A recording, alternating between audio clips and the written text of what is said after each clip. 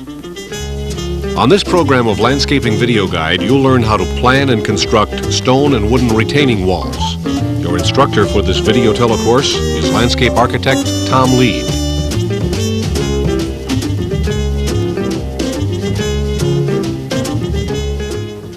Very frequently there are grade changes in your yard that dictate the use of a retaining wall, some kind of a device to make a sharp grade transition without using a lot of space, or perhaps to eliminate a very difficult to maintain grass slope. There may also be times when you want to use a retaining wall to make a grade change strictly for effect. Now, there are many materials that can be used to make retaining walls, that is, to hold back the soil from one side and keep the grade low on the other. Two of the more common materials to use are limestone wall stone and field stones. Let's take a look at a couple of these materials. Now, the limestone wall stone comes in two different types. This is what is known as the snap wall stone. The snap stone is irregular in size and shape and generally irregular in thickness. When you use this stone, you will only be using the face of it. You will be not using this surface. This surface will be laid flat. And inasmuch as you will be working with a dry wall, that means one without mortar, you will have to carefully fit them together and do some trimming. Now, generally speaking, a ton of this snap stone will give you 11 square feet of wall. That means 11 feet long, 1 foot high, or 5.5 feet long and 2 feet high. Another type of the limestone wall stone is the cut wall stone. Now, you notice this is a uniform width, and most of the stone is a uniform thickness. This is a more expensive stone per ton, but it will give you more coverage because it is narrower. Generally speaking, this cut wall stone will give you about 20 square feet. That again would be 20 feet long and 1 foot high, or 10 feet long and 2 feet high. Another type of stone that you might use for a retaining wall laid dry, again without mortar, is granite fieldstone boulders. Now, these fieldstone boulders are just native material like you might find in a farmer's fence row. It's generally available to be purchased, or you can find it if you happen to be in a rural area on some friendly farmer's field and haul it yourself. It is an extremely heavy material. A little stone like this weighs perhaps 40 pounds, and so don't overdo the size of these boulders if you're intending to build it yourself, or you will find that you will have real problems moving them around. Now, dry walls are really quite easily constructed and need a minimum of tools. The tools that you really should have in order to build such a wall would be, of course, a variety of shovels, some stakes so that you can set the alignment of the wall, some string or mason line so that you can run the line from stake to stake to keep the face of the wall smooth. A heavy stone hammer is very good to help trim the edges of the stone, and then a brick hammer and chisel for a little finer trimming. And always keep your brick hammer very sharp on its pointed end, and the same thing with the chisel. A level is an absolute necessity in building a wall in order to keep your wall flat and level, and in order to make sure that you have the proper back slope to the wall. In addition, if you're building a tall wall, you may need to use drain tile behind the wall. Now, this is some 4-inch plastic drain tile that has perforations in it to pick up the water. The whole point here is that as you build a wall up higher, and since the wall is not mortared together, this ground behind it may become saturated with water. and very fluid, and it will have a tendency to push against the wall. If you're building the wall higher than 3 feet, you ought to have drain tile behind it and gravel over the drain tile in order to pick up the excess water, divert it into the drain tile, and then let the drain tile stick out the face of the wall to relieve the pressure on the wall. The first step in building a good limestone drywall is the proper preparation of the base. Now, if you determine that this area right here is to be where your wall is to be built, and the face of it will be at about this point, you must first take a long, straight edge 2x4. Sight down it. Take a look at it to make sure that it is straight and not all crooked and bowed. Then lay the 2x4 across the space that you want to have the face of the wall and check its level with a good carpenter's level. Now, our space here is right level right now, and that's exactly the way we want it to be. And we'll want our wall to be approximately, a foot or 1.5 feet high at this point in order to make our grade change. Now, the second thing that you must remember is that because a dry wall is freestanding, it cannot be built straight up and down. The dry wall must be built with a back slope. That's what we call a batten. It must be built so that the face of the wall will taper into the slope, and the weight of the stone will lay against the slope. Now, how much batten should you have, or how much taper? Well, this is perfectly level right here. You should have 1.5 inches of slope into the hill for each 1 foot of rise. So your next step would be to set stakes with that kind of a slope at the beginning and at the end of the wall. Now, what you would do there is to use a good stout stake or steel rod and drive it into the ground at approximately the angle you think it ought to be. Then measure the height of the stake. Now, our stake is 18 inches high, and if we want 1 inch of pitch per, or inch of batten per height, we would need 1.5 inches of pitch here. So we'll set our level on perfectly level and measure to see that we have the 1.5 inches of pitch from the bottom to the top. Now, we have 2 inches on this. So at this point, we'll have to straighten our stake, recheck it, and we find now we have too little. Right here is the 1.5 inches of batten that we want per foot of rise. And so the stake should be firmly driven home to maintain that pitch. We'll have to do exactly the same thing at the other end of our wall. Set the stake loosely, check our pitch, and in this case we're right on, 1.5 inches per foot of rise.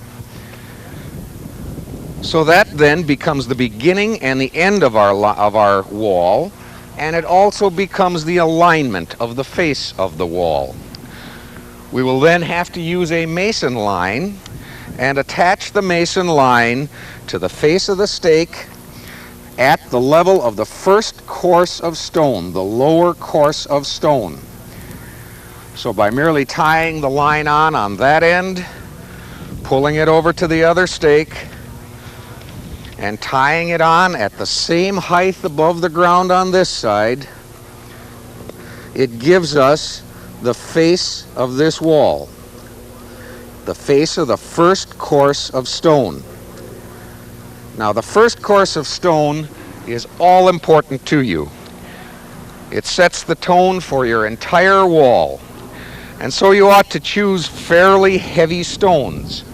And since the ground is loose underneath this first course of stones, you might choose the more irregular pieces of stone those that are not real smooth, like this piece, and use that as a base course for your stone.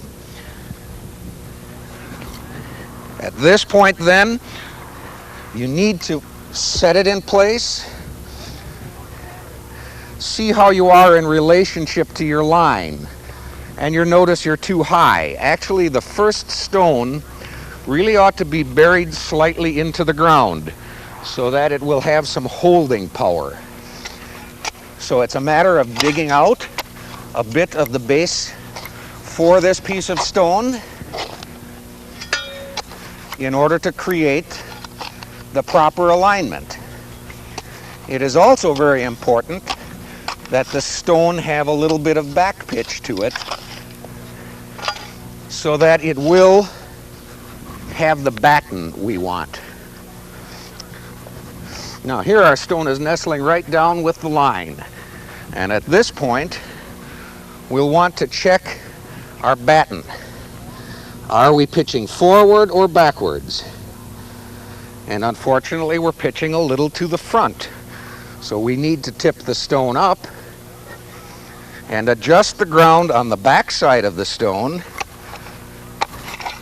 in order to allow it to tip down to the level that we want.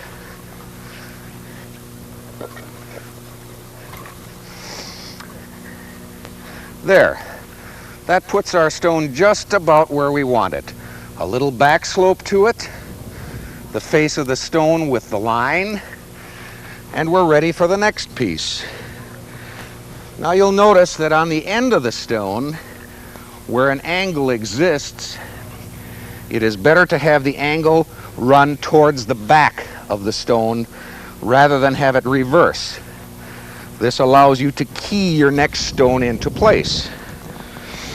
Now in this case, here would be another one with the approximate thickness of the first and a good face to it. So we will set the next stone, and being a little thinner, we need to add a bit of soil underneath this. It's probably best to use the gravel where you have to add materials than it is to use soil. It will be a firmer base and it's a little easier to work with.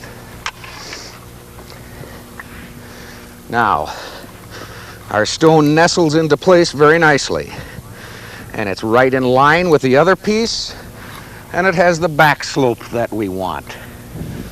You'd continue that entire procedure all the way along the face of your wall until you reach the far end and had the first course firmly in place.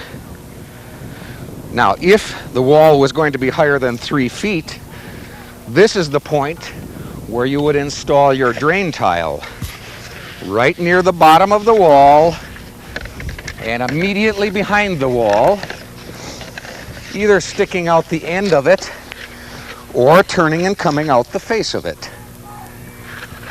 In this case, we can assume that it would go out the back side of the wall. You'd put gravel over the top of it. Now, this drain tile is a little difficult to keep here right now, so in our wall we will not use it because it's only a short wall. Before building your second course, it is important to backfill the first course. Now, backfilling means using either gravel or soil, and on a short wall one could use soil, to fill the space behind the wall and bring it up level to the surface of that very first course. Now, in order to keep excess ground from leaching out through a little corner, one would take a piece of rock, what we call a chink, and slip it into some of these small spaces to prevent the ground from leaching through those little openings and creating a problem for you. Firmly compact that soil and work all the way through, filling the joints between the stone and filling the back spaces, so that you have a smooth and level space on which to build your second course. Tamp it in good so it doesn't settle, because some of your stone from the second course may have to rest on the soil that you've put into place here. Then move your line up. Decide what thickness of stone you're going to use for the next course. This looks like a likely fella here, and so we'll figure him for our second course. And the thickness of that is 3.5 inches.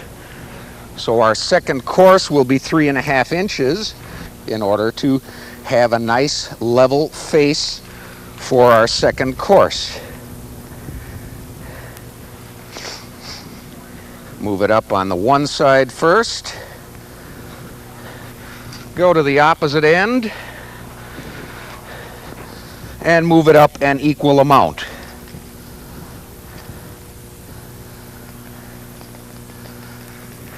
Therefore giving you the alignment of your second course of stone. Now, at this point, it's important to observe two very vital stone building techniques. One of the techniques is this. There should never be two seams in vertical alignment. The next piece of stone must span that seam. And secondly, even if you're using cut wall stone, never stack it up vertically only. Allow yourself to use some bigger pieces of stone running back into the slope so that they will tend to knit into the ground and hold the wall in place. Start by using this nice long piece that we've decided ought to span the gap and set it over the seam.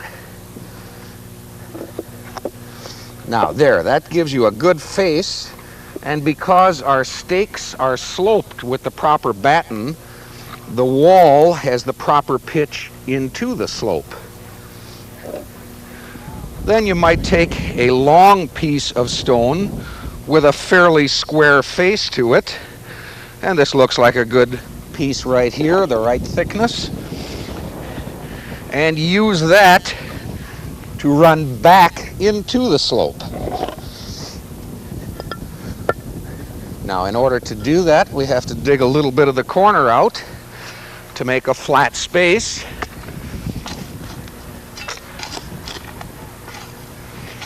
On which to rest that second course of stone, or that locking stone. We'd call that keying the wall into the slope. That gives us a good face. This stone would butt up to it, and in your successive courses, you would fill soil right over the top of that stone.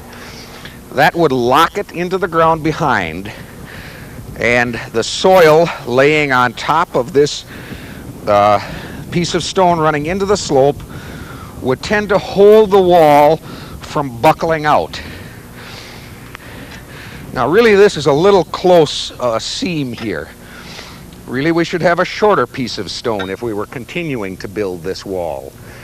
And our next course, of course, after we raise our string, would be one that would bind the corner.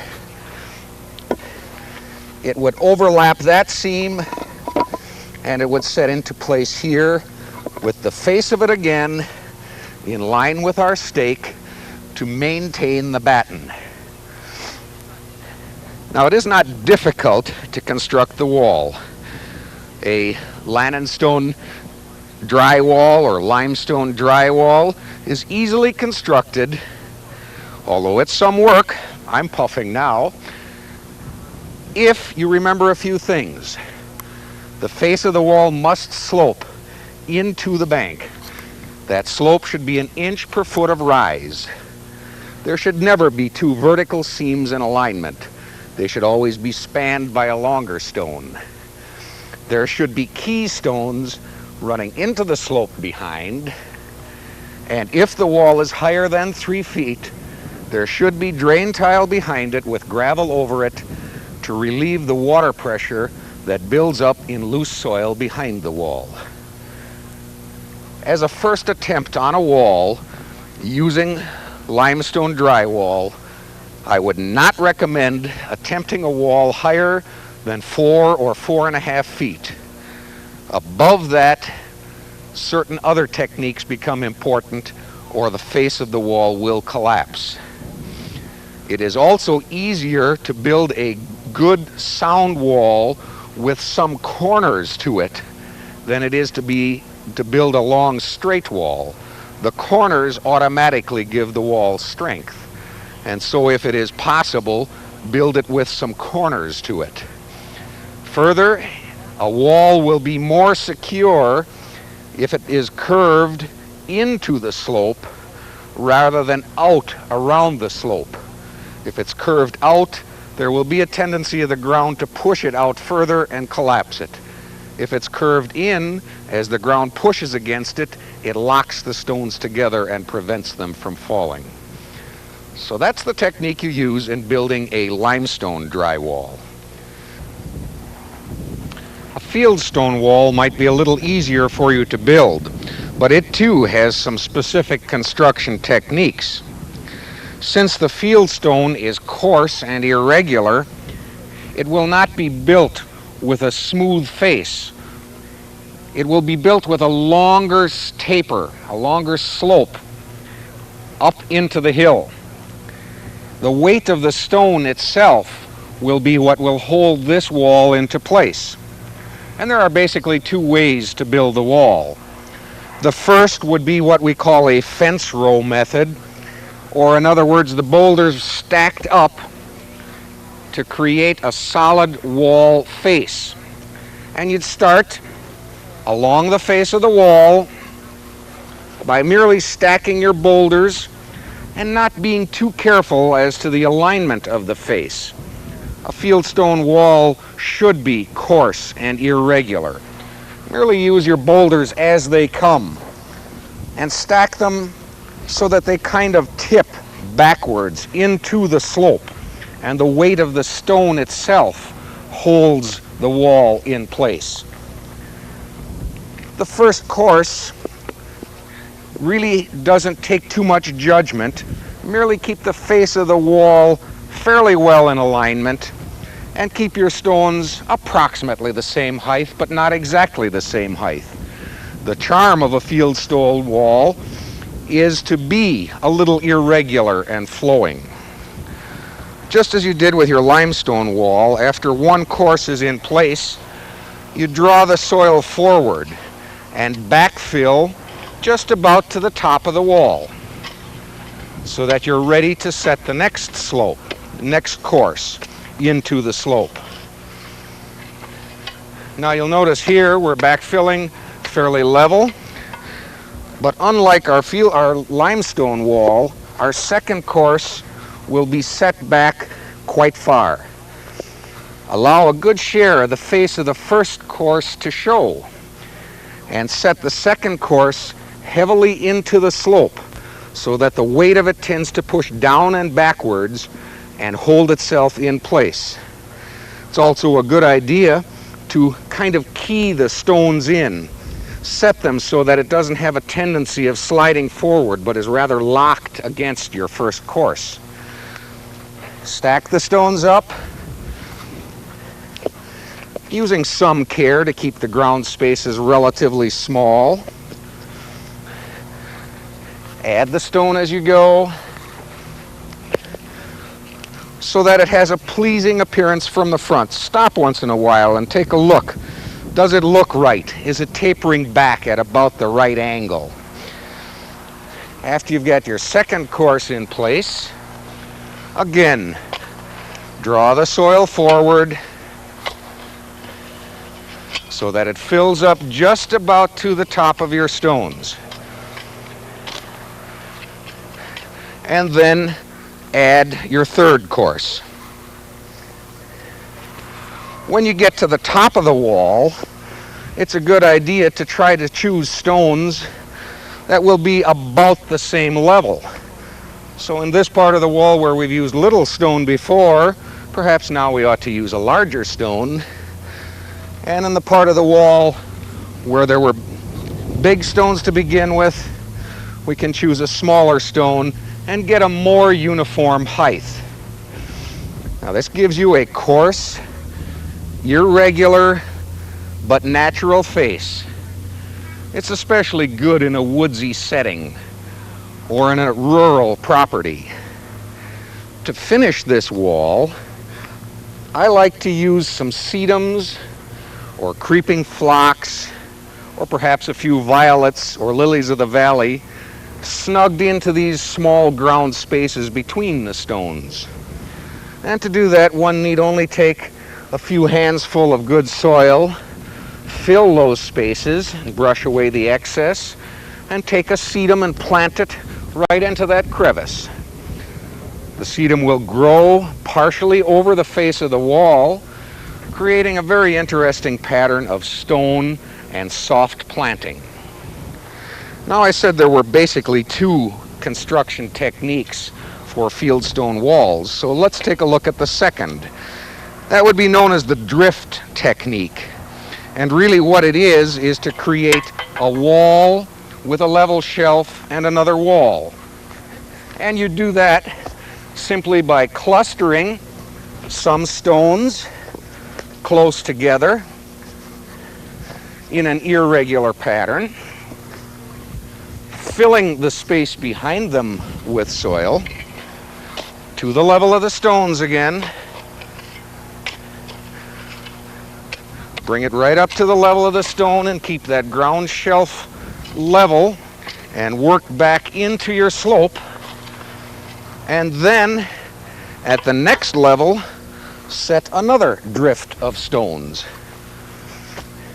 against the slope to create your second shelf or plateau. By doing this, you end up with a series of irregular planting shelves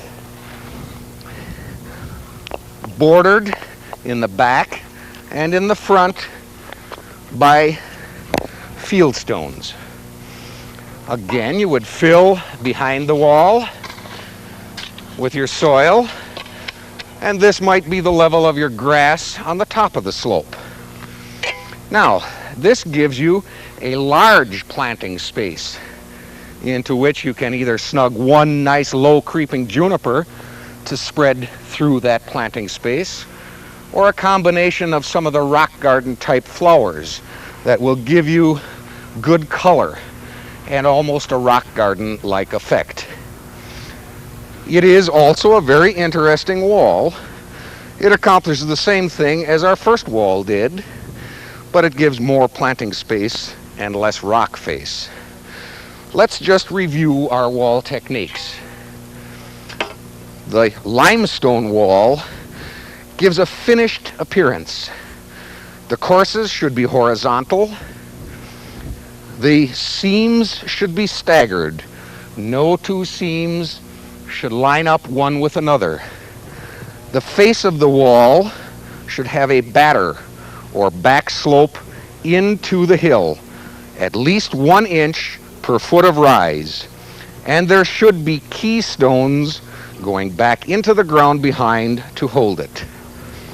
Now, if you use these walls with plantings, they will be a valuable, long-standing addition to your landscape.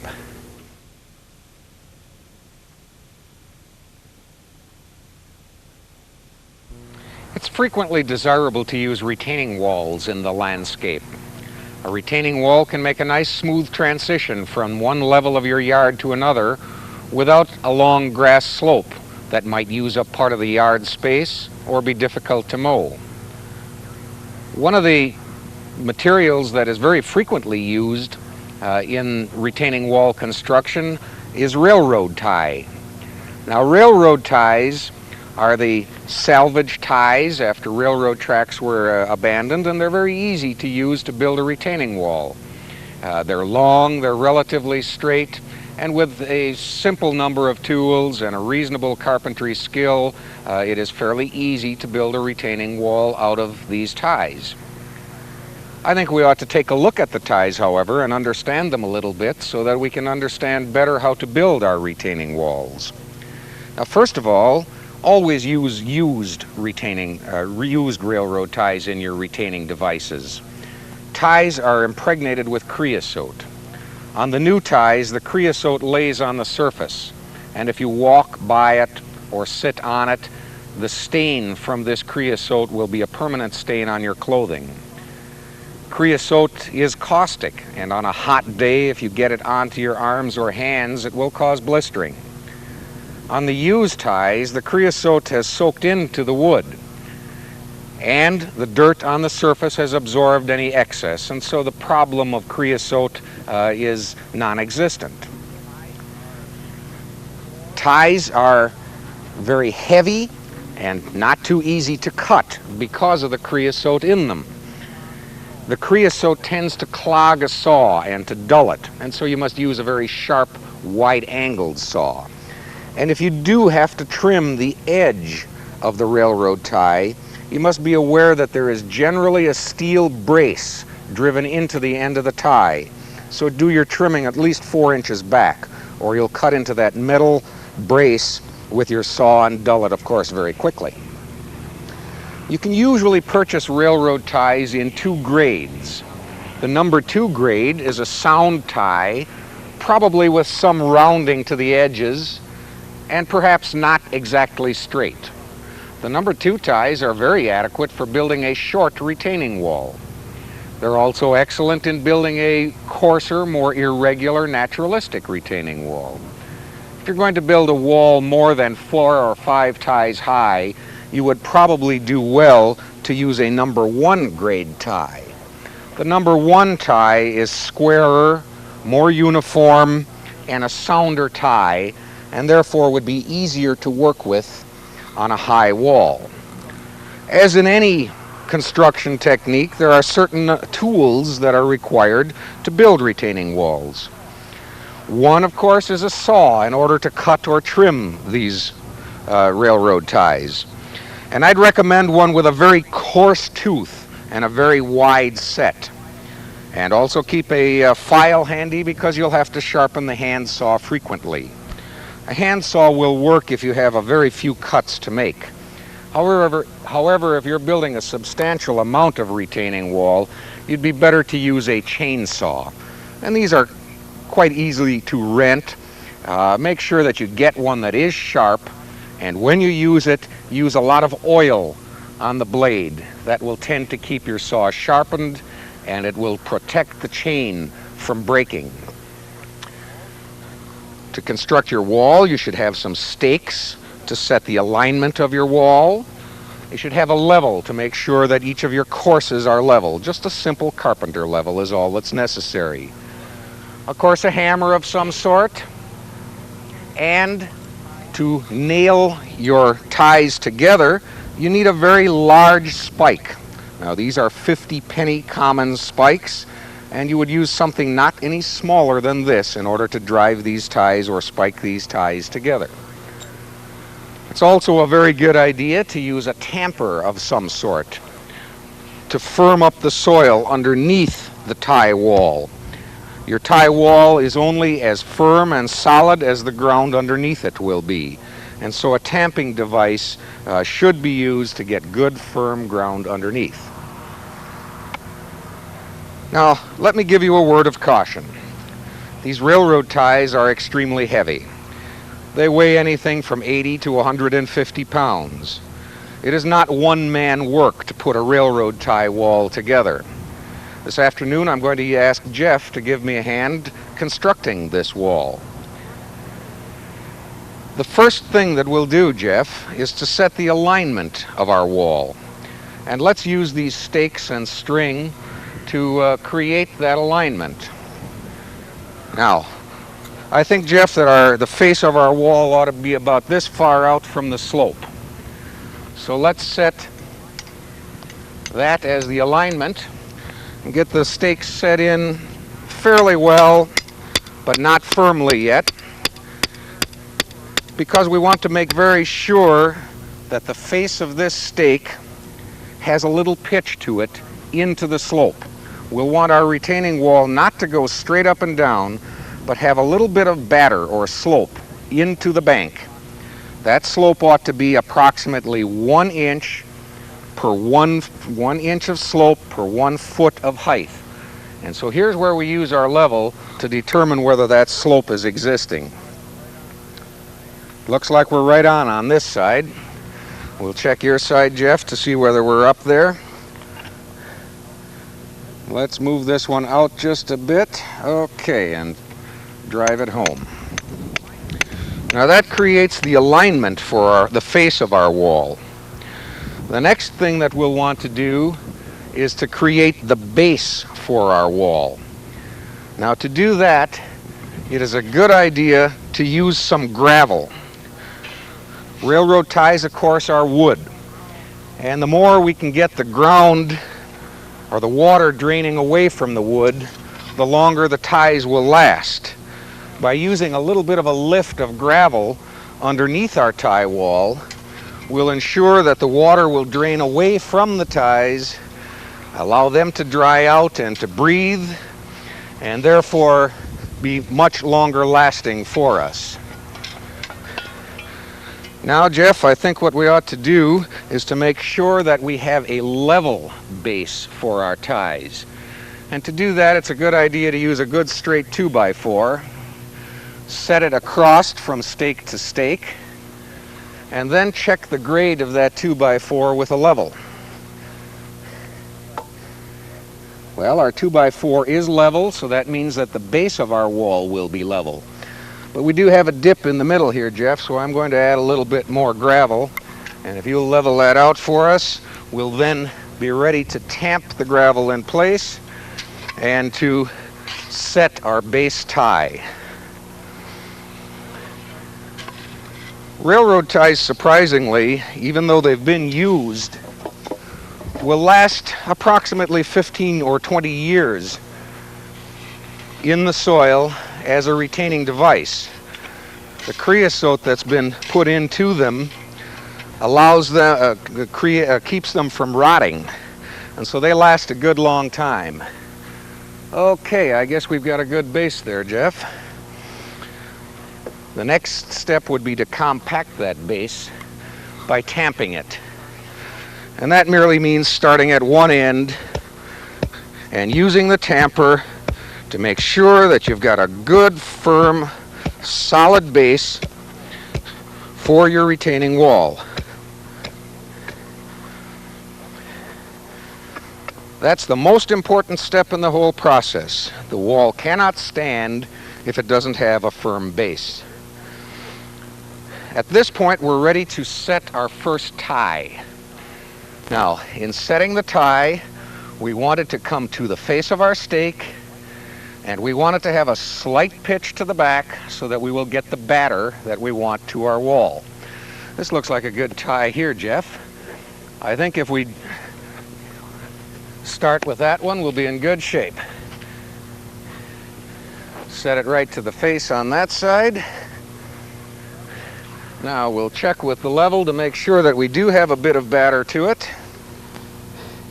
And we do. It's pitching to the back just slightly. Now set your line, Jeff, to the top of that tie. And I'll do the same thing on my end. And that will give us then the grade and the alignment of this first tie. That's how high we want it to be. And that's the string is the face of our wall. Now, it's obvious that I haven't got my end in line. So what I'll have to do is to move my end of the tie out until it's just out to the string.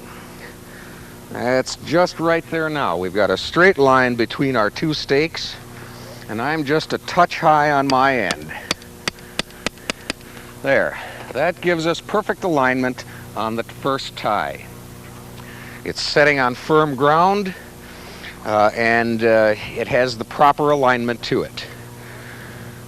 Now, it's important that on railroad ties, we not get our seams in line vertically. And since we're going to build a very short wall here, we'll use a half tie here to complete our wall. So Jeff, if you'd like to grab a hold of that end, we'll put him right in line with the other one.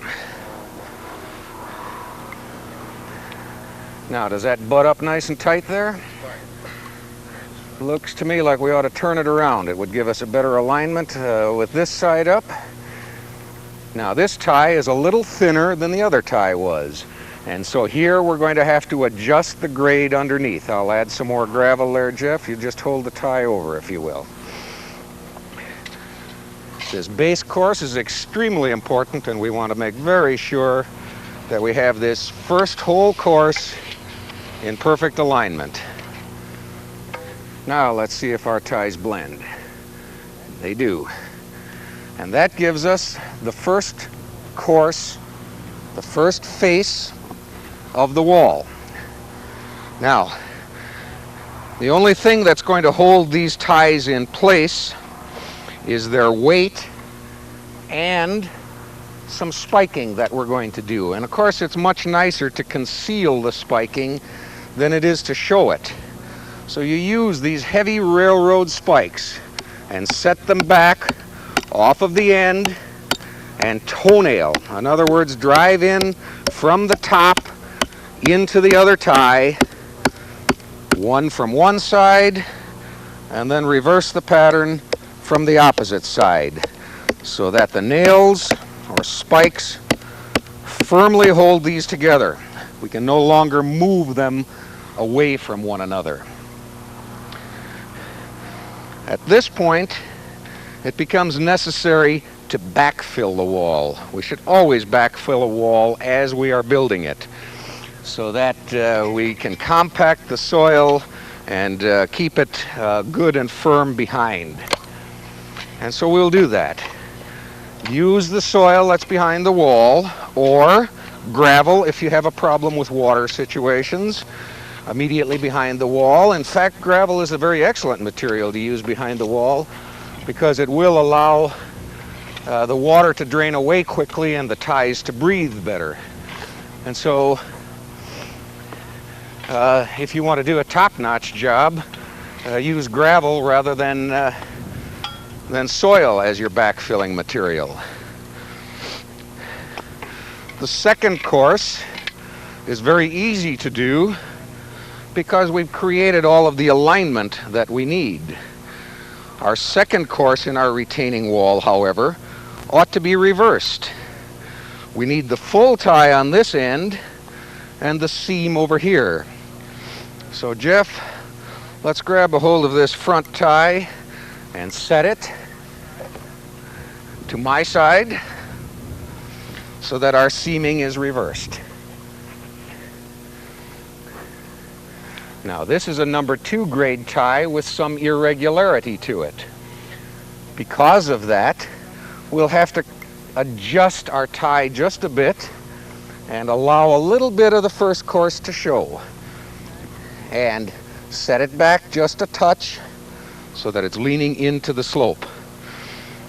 In order to continue the wall, we would then add a half tie here and then a full tie, always staggering the seams, and wherever the seams are, we would spike them together. Now, if you're going to build your retaining wall more than 4 or 5 ties high, it becomes important to install dead men. You see, the ties have strength, but if the ground gets loose behind them and wet and creates a great deal of push from the back side, the ties will tend to rock and to bow out. The top of the wall will tend to press forward. In order to prevent that from happening on a large wall, what we need to do is to take a piece of tie and extend it back into the slope. Now, we're not going to go through the whole thing, and in order for you to see it better, we'll leave it at an angle here. But what we would do is to put this tie right into the slope, level, so that the front edge of it would be facing the wall and it would be spiked securely to the two neighboring ties. Then we would take another piece of tie and spike it across the back end like this, so that it would form a T. And of course that would be down level with the ground, and then a good deal of ground would be mounded over the top of that. And of course the strength of this T buried into the soil behind would firmly anchor the face of the wall so that it could not push forward. Now a good rule of thumb is this: if you're going up 5 ties or more high, there should be one dead man in about the middle of the wall, about the third course of the wall, for each 16 feet of length. So there'd be one of those dead men every 16 feet at about the third tie to hold the wall in place. That's really all there is to building a railroad tie retaining wall, except that there'd be another pattern that you could use. Instead of using the ties horizontally, you could use the ties vertically. And I think, Jeff, what we'll do is to take our half piece of tie over here, where we have a pre-dug trench, and show you what we're talking about. Now, if you're going to use a retaining wall in a vertical pattern, you want to set the ties into a trench and standing upright. And what you must remember is that more than half of the height of the tie must be buried in relationship to the height of the ground behind it. In other words, if you're going to create an 18-inch high retaining wall on the backside, then the railroad tie should be buried 2 feet deep on the front side. Now, in order to do this, again, one would normally set up a string for proper alignment, then dig a trench to receive the ties, and then to begin setting them vertically. Now, I think we need to dig this one just a little bit deeper here in order to get our first tie set. We're not quite deep enough with our trench in relationship to the height of our vertical wall. I like to set vertical retaining walls with a little bit of the top exposed on the back side. Now we have here an instance where we will be burying this tie 2 feet deep, and we will be allowing 18 inches of it to stand above the ground to the level of the soil behind it, and an additional 6 to 8 inches standing above that point just as a trim device. Jeff, I think we need the level in order to get our first tie set here in its vertical position. The first tie, of course, is the important one. It must be level and plumb in both directions, standing totally vertical. And this one is now, so I think we need to throw a little bit of ground around the base of it in order to get it standing properly. The next tie would be done exactly the same way. Stood vertically right next to it, but not necessarily at the same height. Some staggering in the height of the tops of these ties is a very interesting treatment. And so let's get a little bit of ground around this one, Jeff, and then I think we're going to need a spike in order to show how to put this together. I think I need a little ground on my side, so while you're getting the spike, I'll do that. It's very important to use a tamper in actually constructing a vertical wall, because the soil must be very, very firm around these ties. It's also an excellent idea to make a shear cut on the back side of the tie into your ground so that the ties will be resting against a very firm, solid background. Now, once you have the ties up this high, then you ought to spike, but not from the top where it will be seen, rather from the back at an angle, at the top and then again down at the bottom. That will hold these ties in alignment so that they won't fall out. Let's do that again. If this were the back of the wall, your spike would go in at an angle here and in at an angle here in order to hold the alignment of these ties parallel. Then as that wall would be built, we would use the tamper to firmly tamp that soil around them. Because you see, as the ground from the back presses against this tie, the only thing that's holding the wall up is the tie pressing against the soil. So this must be a very firm face and very solid ground at the face. If we continued that treatment up and down a little bit with our railroad tie wall, we would have a very interesting, almost wharf-like appearance or piling-like appearance to our retaining wall, and it is an excellent treatment. We'd normally fill the soil up about that far and leave about this much of the tie wall extending above the grade. Let's just review the tie walls quickly again. The horizontal wall wants to be level. The seams want to be staggered. The face of the wall wants to have a slight batten to it. It wants to be spiked at each interval, and it needs dead men if it's going to be more than 5 ties high. Our vertical wall must have more tie buried than the amount of tie that's retaining earth. It should be spiked, toe-nailed, where it's concealed, and the top of it probably ought to have a little bit of irregularity. There would be other ways of constructing wooden retaining walls. One need not use railroad ties. You could, by means of a post hole digger, dig holes into the soil, install a vertical 4x4 post into that hole, and generally they would be at 4-foot intervals. And then, by using 2x6 lumber, build a retaining wall. Now, this is about the kind of a wall that you would then have. And perhaps we ought to go through some of the steps in building a wall such as this.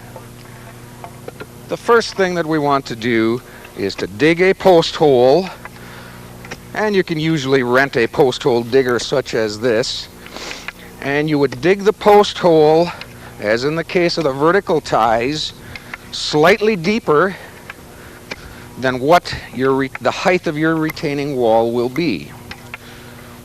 Now, we're not going to go down the full depth this afternoon in order to get this wall set, but we'll go enough just to hold our 4x4s up. Now, your 4x4 then would be set into the post hole. Always use redwood for lumber in building a retaining device. The redwood will last a great deal longer. Redwood in contact with the soil has a lifespan of about 15 or 20 years. It's a good idea to treat the part of the redwood 4x4 that goes into the soil with either wood life or creosote to give it even a longer life.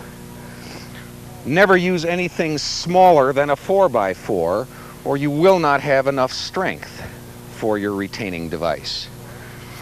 And of course, as in the case of all retaining walls, one must use a level to ensure that the wall will be built plumb and true. And after you've leveled the posts, you must backfill them with soil, and it's a good idea to take a tamping device and tamp that soil firmly around your post. Now that gives you the vertical support for your wooden retaining wall. The next choice that you have is the face of that wall. How will that wall be built? And in this case, we're going to assume that this is the low grade and we want to fill this as a planter box back here. To your retaining device, you should use 2x6 lumber, 2 inches thick, 6 inches wide. And redwood, again, is the proper choice for that material. Now, it's a good idea to have these posts set 4 feet apart and start your retaining board on half of the post so that your seam can continue on from there. Now, that would then become your retaining device, and of course the ground pushing from the backside will push this retainer firmly against the post. If you put the 2x6 on the opposite side of the post, then the soil pushing against it would have a tendency of tipping it out or pushing your nails away. So always leave your posts exposed and then nail the 2x6 to the backside. Your next 2x6, of course, would go right on top of it, and it becomes an easily constructed retaining wall. Now, there's always the possibility that the lumber will shrink and soil will leach out at the seams. So it's a very good idea to use either plastic or a thin lath-like batten strip and nail it over the seam on the inside of the wall to prevent the soil from leaching out. That strip would lay about in this position, overlapping the seams so that the soil couldn't leach out of the wall. Then one should creosote the inside where the earth will be in contact with the wood in order to give it longer life as well. Now, one of the interesting parts about a constructed retaining wall is that you could also make a seat out of it by using a piece of 4x4 cut and mitered and fastened onto our vertical posts, and then applying the 2x6s on top of that, generally 18 inches wide and 18 inches above the ground. You will have not only a retaining wall, but you will have a retaining wall with a pleasant garden seat on top of it. Again, the height of a retaining wall for that purpose should be 18 inches and the width of the seat 18 inches. Now, no matter which of these wooden retaining devices you use, always remember to anchor them firmly, make a solid base for them, and in the case of your constructed wall, use the wood life or creosote generously to guard your material. They will be a handsome addition to your landscape.